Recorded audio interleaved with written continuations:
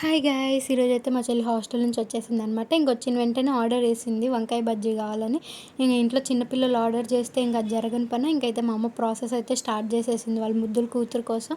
నేను ఏం చేసినా పట్టించుకోదండి. నేనైతే లైక్ 2-3 మంత్స్కి ఒకసారి ఇంటికి వెళ్ళినా మాత్రం నేను అడిగింది చేయడానికి 3 రోజులు చేస్తుంది. అదే మా చెల్లి ఒక్కరోజు అలా వెళ్ళి ఇలా వచ్చిందా లేదా అడిగింది మొత్తం రెడీగా పెట్టి ఉంటుంది ఆ పిల్ల కోసం. ఇంక అంతే, ఇంకేం చేయలేము కదా, ఇంకా చిన్న కూతురు మీద ప్రేమ అంతే. ఇలా అయితే మీరు ఒకసారి వంకాయ బజ్జీ ఎప్పుడైనా ట్రై చేయకపోతే ట్రై చేయండి. టేస్ట్ అయితే చాలా బాగుండింది. అదేంటో మా చెల్లికి చిన్నప్పటి నుంచి వంకాయలు అంటే చాలా ఇష్టం. వంకాయ ఫ్రై అయినా ఏదైనా చాలా బాగా తింటుంది. సో ఇంక మా అమ్మ అయితే ఇలా చేసింది. టేస్ట్ అయితే చాలా బాగుండింది. మీరు ఒకసారి ట్రై చేయండి ఇంట్లో. అలానే ఈ వంకాయ బజ్జీని అలా నూనెలో నుంచి తీసి ఘాటు పెట్టుకొని దాంట్లో ఆనియన్ వేసి అలా పైన లెమన్ పిండుకొని తింటే ఉంటుందండి. ఆహా, అసలు టేస్ట్ అంటే టేస్ట్ అంతే.